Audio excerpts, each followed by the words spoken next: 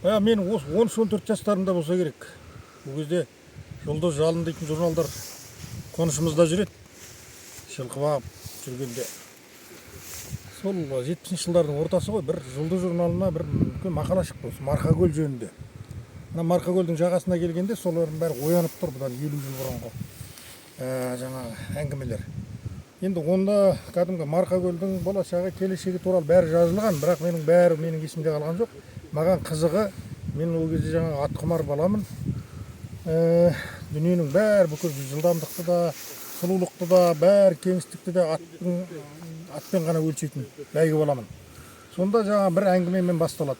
Осы жерде бір Марқа деген байдың сұлу қызы болады, жалғыз қызы, сол жаңағы шарт қояды қызы бойжеткесін бай. Осы Тұлпары мен Марқакөлден айналып келген жігіт болса, соған қызымды беремін деген.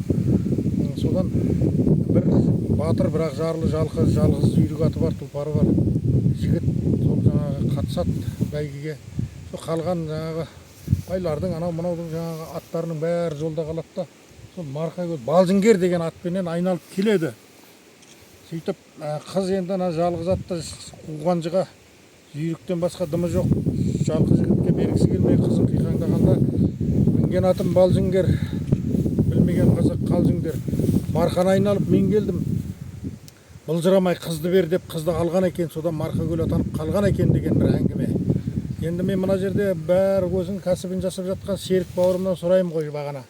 Мына Марқакөлді атпен айналып шығуға бола ма деп, ана аңызға аңыз шын ба екен, ақиқатқа жақындай ма екен десем, болады дейді атпенен айналып шығуға, бірақ жаңағы атпен арбамен айналып шығуға 2-3 күн керек дейді.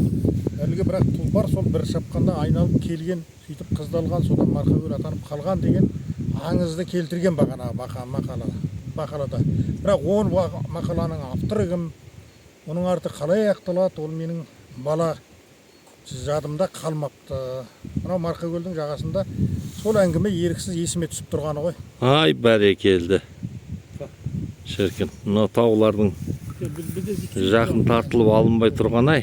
Міне. Қатын қарағай мына ар жағы. Мүмкін болса, осылай мінекей алуға тырыстым. Пақ шіркін. Қарлышыңдар. Қазір бір ауыз тағы да қатын қарағай